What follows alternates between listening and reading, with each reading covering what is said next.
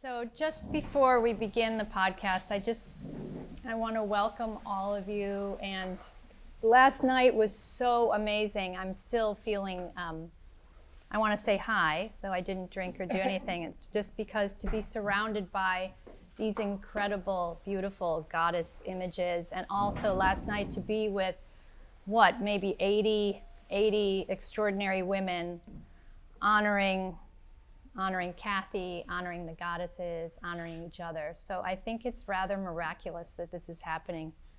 I think it's definitely miraculous that it's happening in Chicago. So Kath, I want to thank you for holding this vision for 10 years and struggling with it, and really, and manifesting it in the most beautiful way so that all of us could really be in that place of really remembering who we are and really going deeper in our relationships with one another. And darling, there's just going to be incredible blossoming from this. So I know I speak for everyone. We are so grateful to you. I know it was said last night, but I really wanted to honor you and say it again. It's incredible. And then I would like to thank you for hearing the call of your Yaya. Mm-hmm.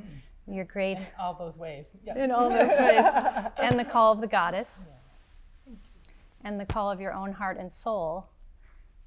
And doing something very different, and taking a different path. And really, therefore, I hope we all have the opportunity to really look at Kathy and Katie and know that all of that goodness is inside of ourselves too. Mm-hmm. So thank you. So, okay. Let me turn my watch off. Now we can rock and roll a little bit.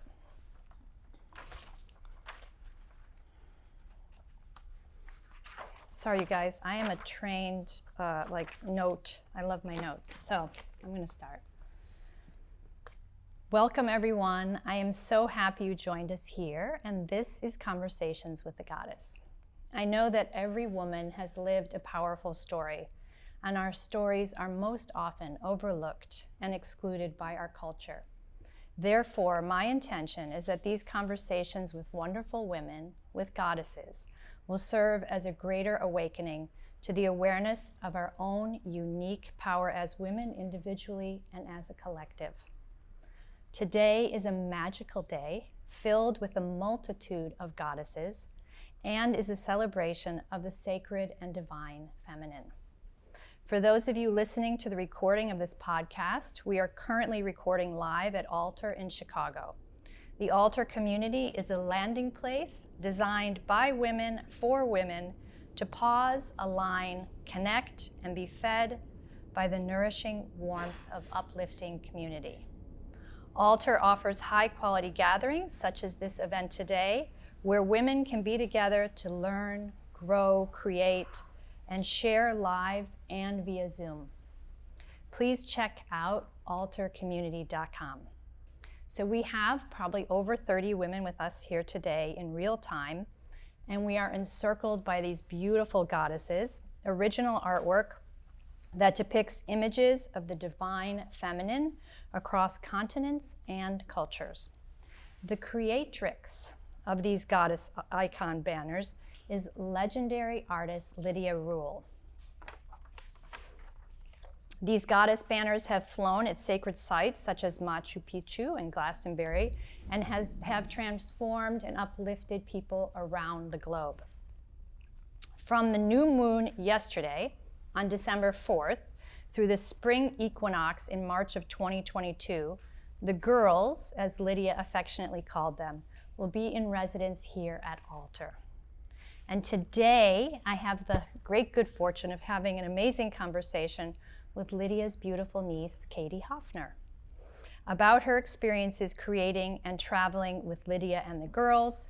And I'm very honored to share a conversation with you and delighted for all of you to learn more about Lydia's amazing work and to learn more about wonderful Katie.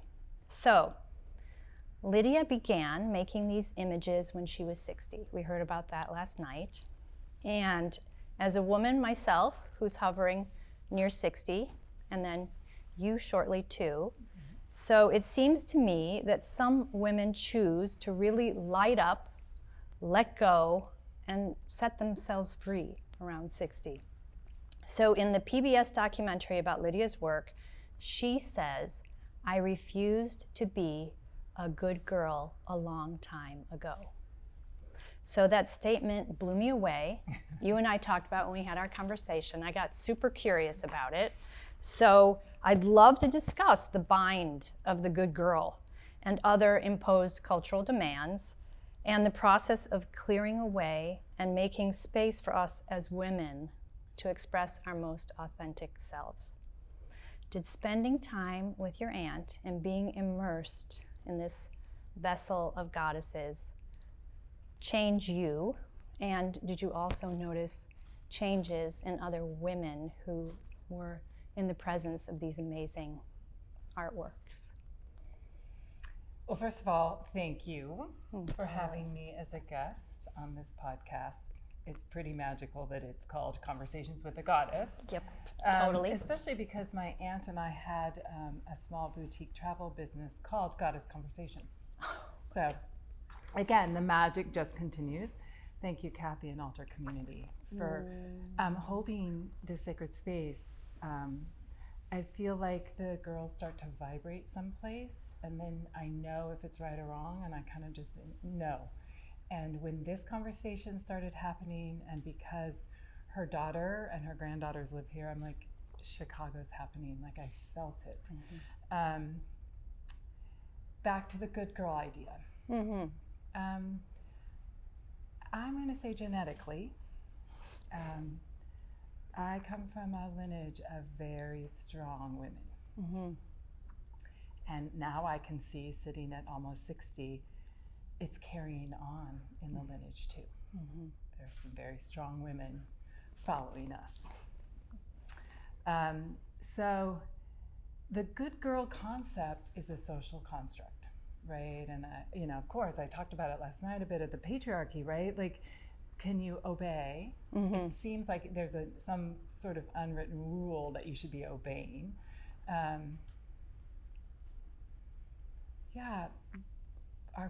There's not a lot of good girls in our family.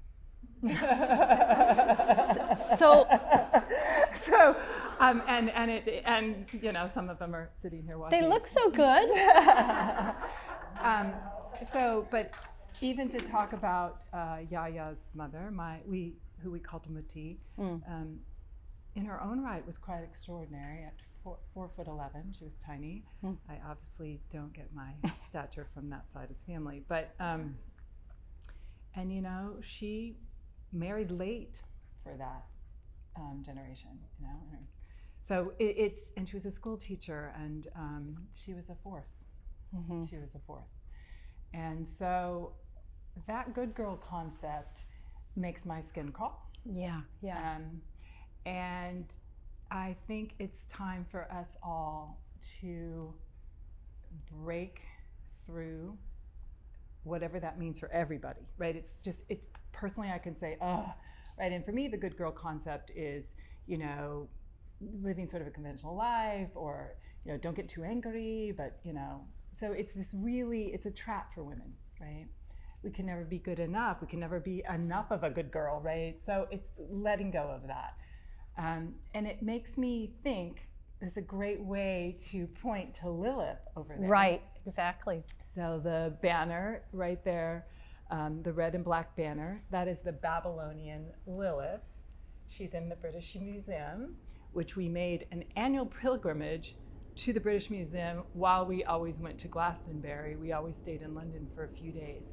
But the story of Lilith is, she was Adam's first wife and refused to obey him and flew away. So you can see she has, her wings. She's standing on lions with her owls. If you get to the British Museum, please go see her. She's magical. She's really well preserved. So, I ask the audience, this one here and the one out into the wider world, it's time to fly away from those concepts. It's time to break through social constructs. We have to do that. And there is something magical that happens, I think, after menopause.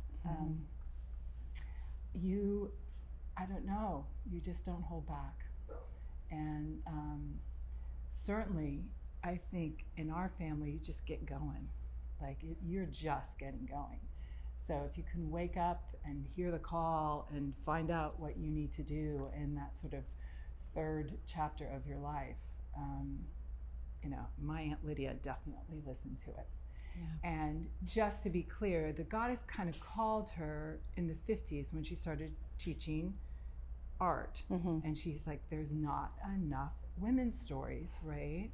And so she started teaching it, and she also started, doing printmaking. It's when that magical moment came to do an exhibit at the Ephesus Library that she knew she had to change her medium. So she didn't stop doing it, she just shifted gears. And then, just more and more came. And so it's an amazing process to watch. I remember the first time I saw one. I have one, she did them quite small at first. She gifted that one to me. It's actually Lilith. And underneath it, it says the independent one. So, it's so great. I gladly wear that title. But anyway, and then to see that they needed to be bigger because of that venue that she was, displaying them in Turkey. So it's just amazing to watch how it happened. And again, she did not do she was not in a seamstress. And by the way, these were all born in Greeley, Colorado, and which is, I'm 4 generations deep. She was 3 generations deep, right? They were born there, and she knew a woman that was sewing Boy Scout flags and knew she was quite a seamstress. And it transformed that woman's life too, because I'm sure.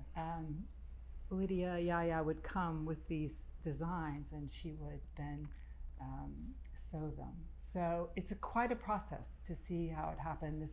The seamstress, it's such beautiful work. And again, there's the famous saying, she changes everything she touches changes. And I think that's what the goddess does. And so my aunt had a little, she'll say a little bodega in Greeley, helping collaborate and make these as it should be. Because when they fly with that same energy of collaboration, which is another really important thing. Women have to come together. Absolutely. Patriarchies put us against each other and competition, and it's time to come together. So to see them shift from prints, the prints are beautiful as well, but then to see them shift into these, it's ripstop nylon, so it's from recycled parachute material. So they're pretty hardy, and then she painted back on them. And so that, I'm staring here at Mami Wata, right, this African goddess, and, we all come from the African mother. And again, when we were hanging this banner, which takes a team, thank you team out there, it's like, can we get 2 up there? And I'm like, no, she gets her own space, because this place that we're sitting in right now is so beautiful and elegant, and you can see the copper head of the snake shining, the lights are gorgeous, right? And she just radiates. And again, it gives, us a chance to really appreciate the painting. What the whole, not just the image, which strikes someone, but the way they radiate and shine is really extraordinary. And once she got going, again, there's about 330 images that she did from the time she was 60 years old to right up until when she passed and she was 80. So in that 20-year time span, she produced over 300 images, which is quite extraordinary. And I will say she had the support certainly of her community and her family and her life partner, who the grandchildren affectionately called G-Bob. He's Uncle Robert to me, and supported her. So she had support to go do this out in the world. The divine masculine. Absolutely. And that's to that point, can I point to Mother Earth and Father Sky over here? There are not a lot of images of the divine masculine in Yaya's portfolio. There are actually only 2, and they're both hanging here. And what I love about this is a Navajo sand painting. Mother Earth is holding the corn stalks, which is how the Navajo obviously sustained life. And then you can see Father Sky with his cosmology and his sort of belly. And Rainbow Grandmother Woman is wrapped around them. And this was a sand painting, and there's a particular methodology that they do, and Navajos know the name of that sand painting. And again, when we were hanging it, which is also sort of this intuitive process when you're curating the space, they said that was going to be the food table. So I'm like, that one's going over there, right? She's Mother Earth. And then the other image is the sacred masculine and divine feminine, the skeletons dancing as you come up the stairs. And that's a Tibetan tantric image. So, and I had pulled it out for the Day of the Dead, and I thought, no, this one should come as well. And did it take us 3 or 4 times to figure out which image should hang there? Thank you, Abby. Yes, thank you, Abby. She chose it, and that's, again, it's back to even the process of all of this invites community to come together, and that's what you're holding space for here at Altar. But it's what we need to be holding space for the world to be doing. Right. So, yeah, let's get rid of the good girl concept. You never, yeah. Well, so let's talk about that, because the goddesses really, now were they sleeping during the beginning of the pandemic? Because you had traveled so much, so they were kind of not in quarantine, but they were, right? And so how incredibly perfect that they are now living here in a space that's dedicated to women building community, right? And I resigned from a big position as CEO of a startup company, and I got burned out. And so I gracefully exited that company and thought I was going to go travel in 2020. And we got the grand time out. Right? And I actually was at the American Society of Women in Mythology conference in mid-March when everything was starting to shut down. And Joan actually out here was with me as well. And it was such a surreal time. Like we all were like, should I touch you? Should I not touch you? The fear started arising. So there were actually 4 different conferences where the banners were going to fly. Very interesting places, Portugal and Glastonbury and Hawaii. And it all shut down. And someone did ask me last night how they're stored. When they're stored, I had a very interesting intuitive catalog system that I've actually kind of figured out. You've cracked the code on that. I've cracked the code. Yeah. So they're best rolled, because then you'll see these wrinkles will fall out because I packed them to get into Chicago, but they're rolled and stored sort of by region, and I mean sort of. So it's quite a process to curate them, to choose them, to unroll them, to re-roll them. But they're tired of being in the closet, and they sit actually on a big counter in their house, because again, Uncle Robert's still alive. They sit there in the house where they were born. It's actually really beautiful, even them rolled up. It's quite beautiful, right? And they were tired of they needed to fly, and so they're ready to fly. And I'm willing to go just about anywhere to help them fly, because never before, if we haven't figured out in our grand time out that the world needs to shift, they need to bring and spread their energies right now. Great. So, wow. I'm willing to do. Did you feel that blast off? Absolutely. Absolutely. Yeah. And in 2021, so this year, in 2021 of this year, on of course, we call Her Story Month instead of Yep. History Month. I said, they've got to hang somewhere. So I asked my yoga studio if they'd be willing to let them hang for the month. And of course, yes, please. And I chose 13 because that is the number of the divine feminine that's also gotten demonized. And by the way, I was born on Friday the 13th. Oh, perfect. That's so perfect. Yes, I'm the I witchy love it, Katie. priestess, Oh, that's by great. birth. That's so great. And as you can imagine, now that you've all been exposed to this, it shifted that group of women. You know, they're like, it's so, again, I said last night, it's really interesting. What are you drawn to? What triggers you? But they're ready to fly.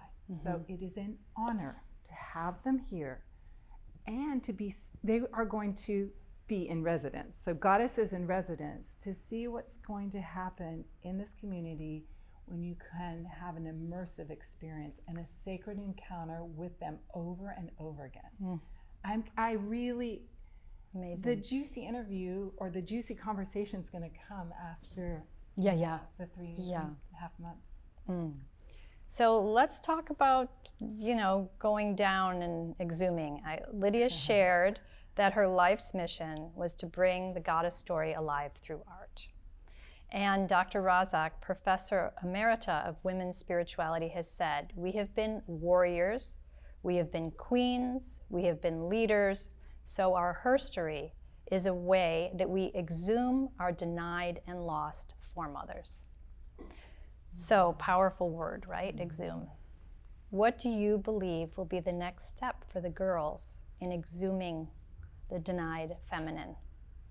And how can we, you've talked about it, but how can we begin to exalt more of the goddess within each one of us? So it's personal, right? It's really being intentional about the words you choose, the behaviors you choose, no matter where you are in the world. At corporate board meetings, I remember showing up after a Glastonbury event, which is it's goddessconference.com. It's been going on for 25 years. And they have the most amazing woman that puts sparkles in your hair. We know about that, a few of us in here. Sparkles all over. Yes, yours are natural. These are like little pieces of tinsel. And they're really quite magical. And I saw someone doing it and I was speaking. I'm like, oh, I want sparkles. Well, when I got back right away, I went to a board meeting I shifted into corporate hat. And it's really wonderful because the head of our utilities was like, do you have tinsel in your hair? And I said, I do. I was at a goddess conference, and they're like, wow. And so they were curious, right? It's like, I'm not going to separate my lives anymore. So that's what I encourage. That's exhuming. That's saying, yes, I can go to a goddess conference and then I can sit here and negotiate a deal, right? And I'm bringing you have no idea who I'm bringing with me into this room. Right. Right. And that's what I want to encourage women to do, is to find their warrior, to find their leader, also to find, you're sitting under Kuan Yin, right? Intentionally. Intentionally. And yes. you. Yes, and I'm under Venus of Londorf, right? And so that list that you just read to me, it's in all of us, right? And to not deny some part of us that needs to arise and to honor it when it needs to arise, right? It's not okay to be more patriarchal. A lot of women become more male-like to exist in the patriarchal system. For sure. It wears us out, I think. It certainly wore me out. So it's like, let's shift. And I think it is. I think the next generation, that's definitely, I'm seeing, yeah, they can for hold sure. their power. They can have the conversations that we never would have had. I realize how much I say, oh my God, all the time. Now I really try to say, oh my goddess. When OMG comes up in a text, to me, that's oh my goddess, right? So it's in our words, it's in our behavior, it's, and hopefully these images, again, all these images have I like to say a historical reference somewhere in art. My aunt's mission was to find them in the cultures and bring them back in this form so they could fly. So these are images from communities that use them to revere or use them to protect or use them to relinquish or use For them ceremony. for ceremony. So that's what I hope that it inspires, because it is a personal journey to find your own, warrior or leader or, mother. There's so many gorgeous images of the Madonna, and to reclaim it for yourself. Yeah, right. I mean, it's so wonderful to look at all of them and see parts of ourselves reflected, right? I mean, as you say, some trigger, some inspire, but it really is an opportunity for each of us to commune with that. I mean, I think Katie said you felt like they were humming last night, so they're singing their song. And so many of them, I mean, it's amazing, as a female, so many of them I have never seen before. And I mean, I was doing underground, I had these events called Underground Goddess Salons 10 years ago, right? And these were underground, it's amazing that there are these. Underground. Absolutely. Right, I right. canceled that, I stopped.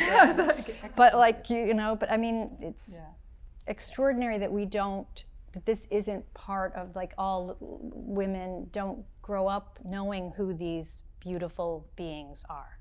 Right. And just for the listening audience, the Katie she just referenced is Katie, is Lydia's granddaughter. Exactly. Yes. And she is about to be engaged, or she is engaged. She's about to be married next year. And I love it because she chose to sit under the sort of sacred marriage of Mother Earth and Father Sky. So that's really lovely. And they do hum. They hum, they talk to me, even in the process of hanging them, you understand it's like, oh, let's have it there. You really start to understand the organic process. It's what we have to do as women, is to really embody that, to get back into our bodies, embody these images in a way. Yes, they have a reference, but you feel it inside, whether you feel it humming or hear it humming. There's something inside each one of these. Yeah, I've been feeling it right here. Yeah, which is our power, right? Yeah, yeah, for sure. Yeah, and so if that's what they're doing, then that's, Yaya's mission is being fulfilled over and over and over again. And again, because they're going to sit here for a while, you could have daily encounters with them if you want. Yeah, we're very fortunate. So everybody has to come to Altar Community in Chicago from all over the world and come see these pilgrimage. So because you mentioned Yaya's granddaughter, I want to just say, when you and I spoke on the phone, and last night during your presentation, you mentioned kuleana, so a Hawaiian word. And can you please share, for people who are listening, for people who weren't here, the translation? And I'm really curious about legacy. Right? Legacy and bringing these goddess stories into the light. And you also said when we were on the phone, that we change our own lives so our daughters can have lives of consequence. So, and it's amazing the ripple effect of Lydia, right? That's amazing, and that lineage. And how are each of us really going to embrace our lives and shine? You picked that beautiful card today, really shine brightly so that we can actually have a legacy. And it doesn't have to be a huge legacy. It's just that rare quality that's within each of us, right? These rare qualities that each of the goddesses are so different. And, so I really, the legacy of Lydia, because I would love for people to contemplate for themselves, I think that's part of being 60 too. It's like, I want to live to 108 because that's a really sacred number, so we'll see. But what, for each of us, what is our legacy? So, and you have this beautiful family legacy. Yeah, so I was having such a beautiful conversation with she's a professor of sociology in my hometown, which is Fort Collins, Colorado, about, I don't know how, it was funny that she was actually, it's back to the word underground. She's like, well, I got this reading, and I was told, she was talking about her path into the professorship. And I said, where'd you get a reading? And she was a bit hesitant, because it's like it's a secret code. And she's like, well, it was a psychic. I go, who is it? Where are they? Did you like it? And she goes, it changed my life. right? Mm-hmm. And so we were just having this gorgeous conversation about it. And I told her, because we were meeting on another subject. So then I told her about this amazing other part of me where I travel. And, you know, that's actually when I was winding down out of my other position. And she said, there's a word called Kuleana. She's the one that gave it to me. And then when I presented at the American Society of Women Mythology, there was a wonderful Hawaiian priestess there who came up to me and said the word Kuleana could be for any responsibility. But when I first came across my path, they said to keep your family stories alive, to pay them forward, right? And so I feel really honored to be the guardian of these. They kind of have their own path, but someone's got to, you know, book their ticket, right? Like, you know, you need a concierge. I'm like the goddess concierge for them at this point. And my family generously lets me step in and do it. And I've, again, had a deep relationship with them because when I resigned from that other big corporate job and intersected right when they were starting to fly, I've traveled a lot with them. And back to an earlier question, I've seen what it's done to women. I mean, because they're like, this image exists, like they feel it or they know it. It's just like this gift to the women around the world and men, but it's been amazing to see what happens when people encounter them. And can I say, it's also from a morning conversation I had, it is this bridge. It's a bridge from some ancient pulse that we feel into our daily lives and forward into the next generation, right? So that they will never go underground from here on out, right? They will fly bigger and better and stronger. So it is this bridge of ancient into daily, into embodied. And we've been in monotheist cultures, right? Where you just see male divine images. And, you know, it's time for them. We need diversity. We need diversity on Mother Earth. All ecological systems that thrive have diversity, and we need diversity. So not to just revere one image, but to see this in all of us. So that's really important to me. Like that's what to me, and I take it quite serious. I'm very protective of them. I'm fierce about my guardianship. So they don't go everywhere. I'm flying with them now because I don't even trust putting them in the mail. They did get lost at one point while Yaya was still alive. They got lost and they got stolen off of a porch. Someone delivered them and they didn't get a signature. They got stolen off of a porch, and my aunt was in a panic. She went out on Facebook to ask for everybody's blessing to bring him back. The shaman that brought us together, Catherine Skaggs, she called Catherine Skaggs, and Catherine gave her a great ritual called despacho to put these things in the, do this ritual and bury it and bring them. And she told them specifically what to do. And when I say them, who ended up participating in this ritual was my uncle. So he's like, "What are we doing, Lydia?" And she's like, "I need a shovel. I need one of your cigars." You have to feed the guts. Right. I forget all the other things. And can I just say it was in winter? So in winter in Colorado, he's shoveling the ground, and they wrapped it up in this sacred scarf. And he said, "Lydia, if this works, God damn it, I will never say another bad thing about the goddess energy," right? Like whatever he said, he was like, "If this works, I'll be surprised." Yeah. It worked. And what they found, of course, someone thought they were getting an Amazon package, and there, lo and behold, were goddesses, and they actually found them in a dumpster. Yeah. So thank goodness. Yeah. So again, this is they found them in a dumpster. Yeah, That's amazing. amazing. Whoever did it was like, I don't want this. Like they thought it was electronics or something, and lo and behold, it was goddesses. So anyway, my uncle's forever been changed, and he loves to tell this story, and that he sacrificed his favorite Cuban cigar. And that it worked. Yeah. And so that's that point too of getting ritual back in our life and to understand there is magic and there is this cosmic force, and to really bring that forward and to not deny it in ourselves, And so my point about being fierce and taking my responsibility seriously is now I don't really want them to be shipped, because actually in 2016, when Yaya died, we shipped them to Glastonbury, England. And a week before I was supposed to leave, they were back at the front step of my uncle's house. And they got rejected at the Border Patrol. So again, I was like, okay, I'm supposed to take them with me from here on out. They want to be escorted, Yeah. And so they're goddesses.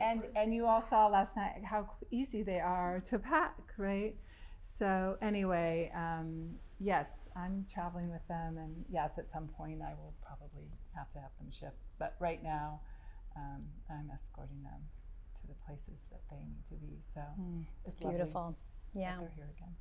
So I just have one more question, because there were some, like you spoke about Lydia really following the goddess, right? And you would end up in some wild places. And you spoke about her being able to shift realities also. Maybe those two things are separate, but right?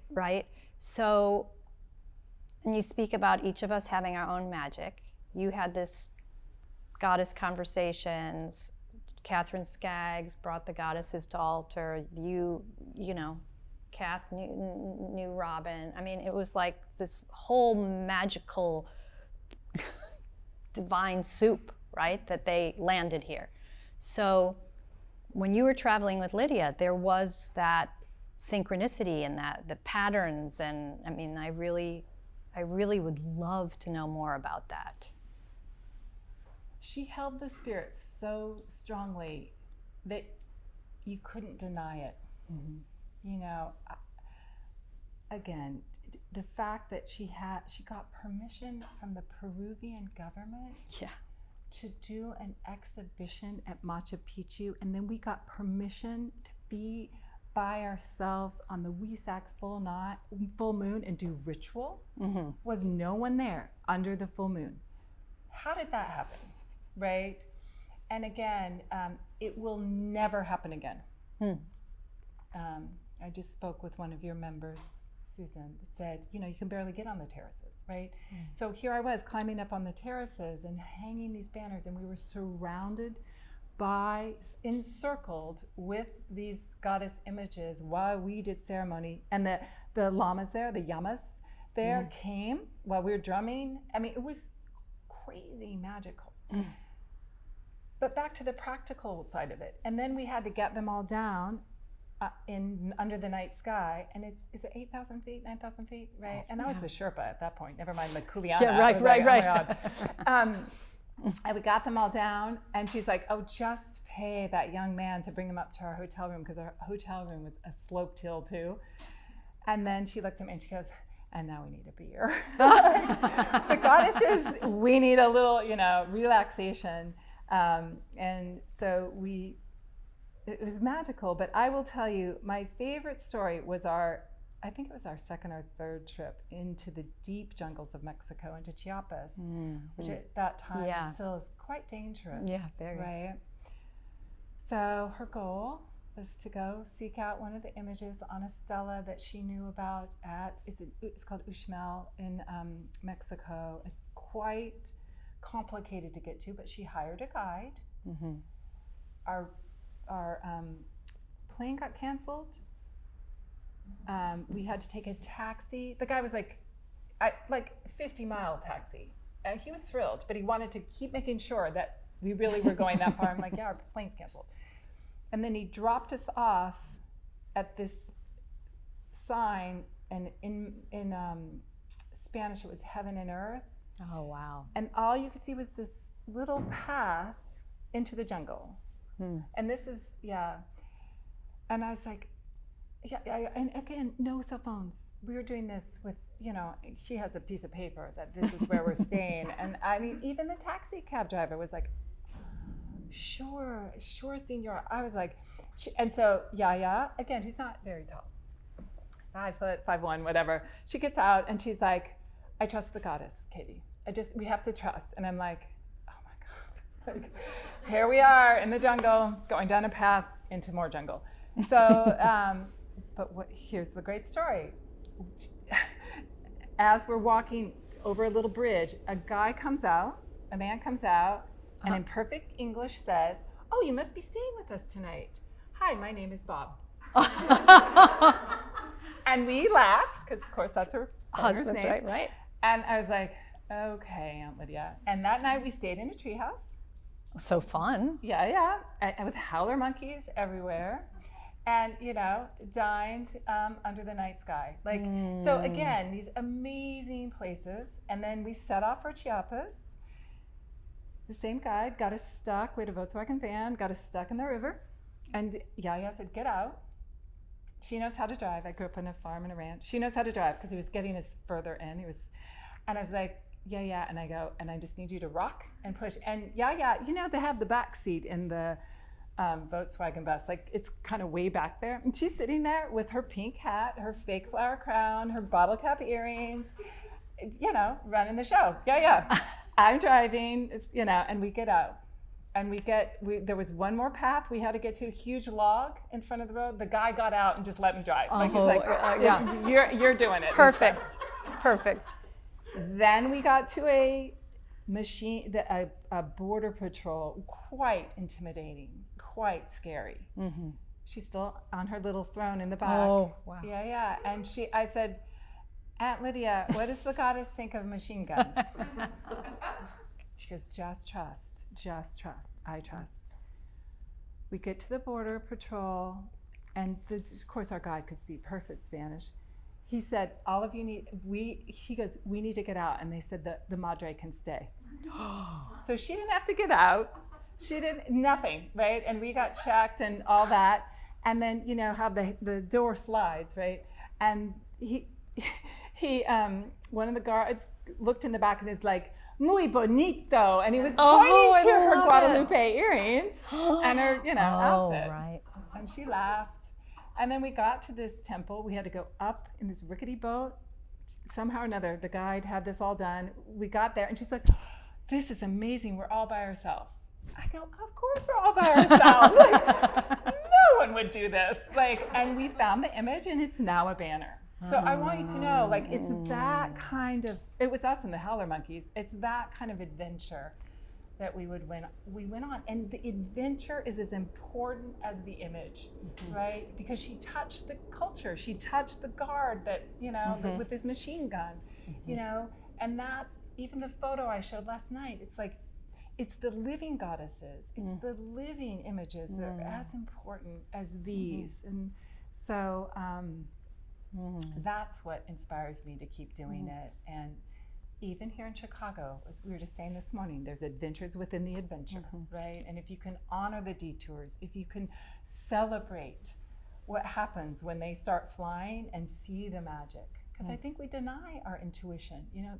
We've been taught to shut it down and not to listen. And so if that's what these bring to this community, then they're doing their job.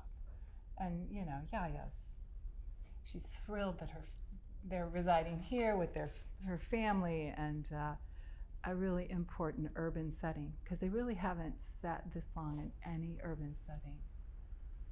So they're thrilled to be here. I'm thrilled to be here.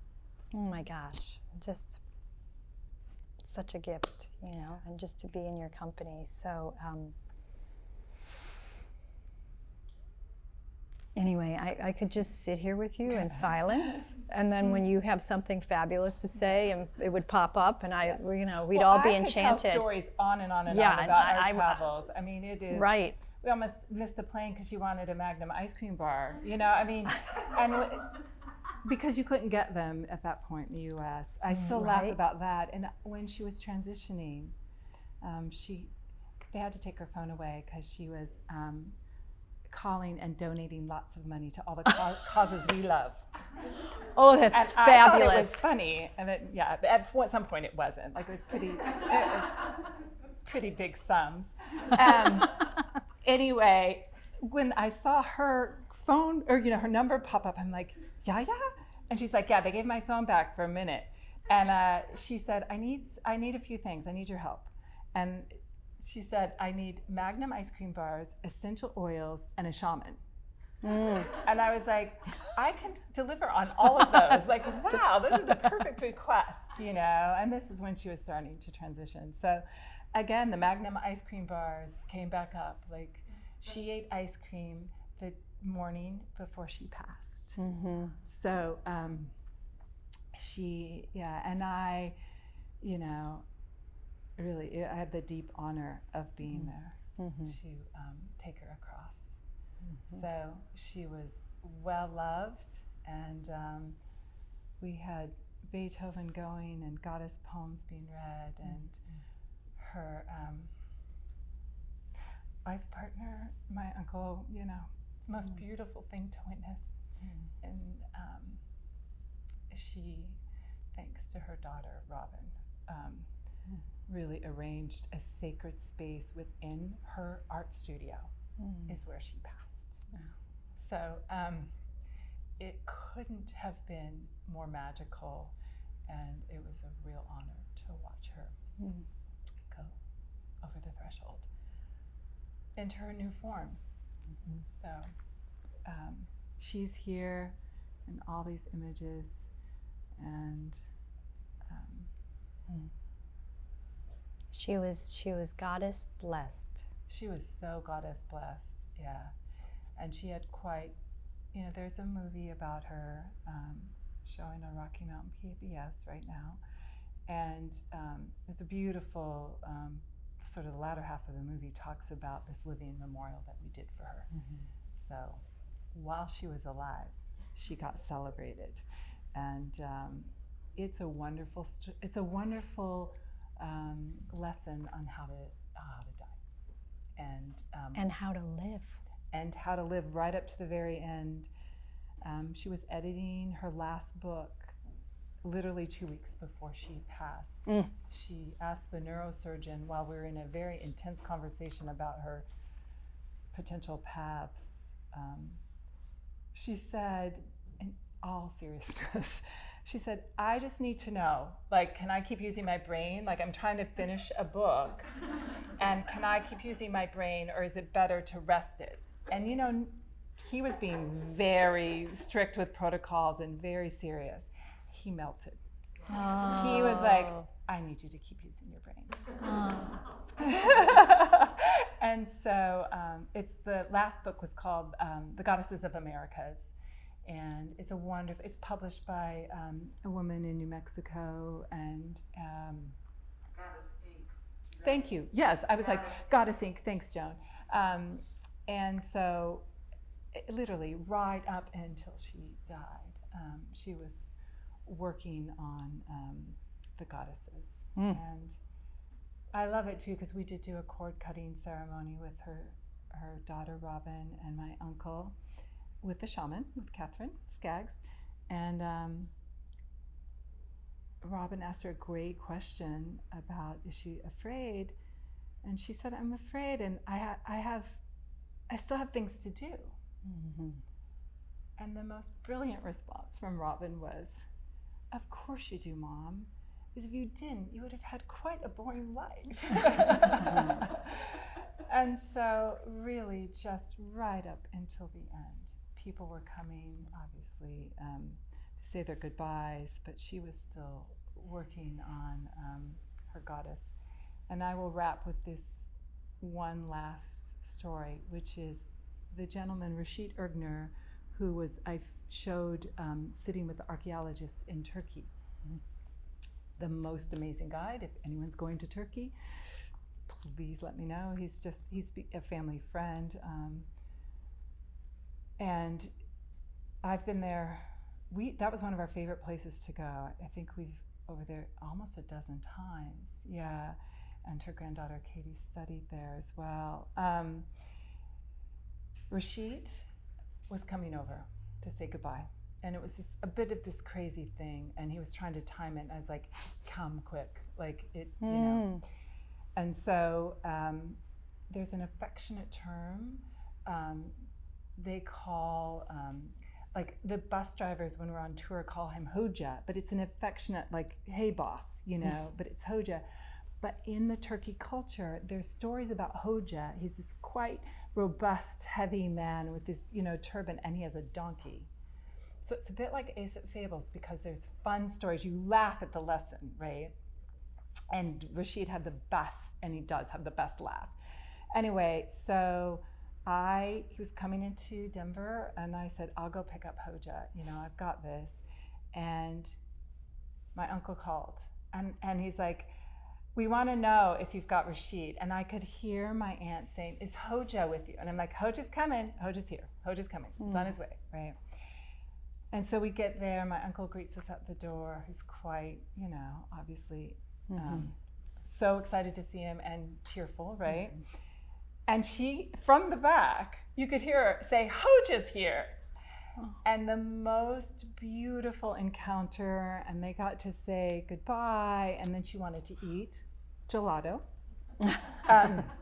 So we got her up and we sat her at the table, and when he was leaving, she really got to pointing at the very end, pointing at everybody and giving us instructions. And she said to Rashid, she's like, "You keep up the goddess tours." And there's another woman in Glastonbury named Katie, and we call her Avalon Katie, and I'm Colorado Katie. And she's like, "And the Katies are going to help you." And we were all like, "Yes, yes, yes, we will." And then she said, "And I'll be with you in spirit." And he said, "Well, of course, Lydia, we can never get rid of you." Yeah, so that's So you can't fantastic. get rid of her. Yeah, She's exactly. here. She's here. So, Yeah, it's just such an honor. It's such an honor to be with you, and thanks for thank you. Oh asking my all these gosh. beautiful Oh, questions. it's just been so wonderful. So I want to thank you. I want to thank beautiful Kathy Bressler and Altar Community. If everybody wants to learn more about Lydia and Katie and the goddesses, go to altarcommunity.com, and then also you can watch the PBS special, which Katie mentioned. And I think they're going to view it here as well. okay, so fantastic. So it'll be on the altarcommunity.com website. And much love to everybody listening and watching. And thank you so very much. It's been such an honor. Yes. So, and yeah, thank you all. Thank you, my dear. So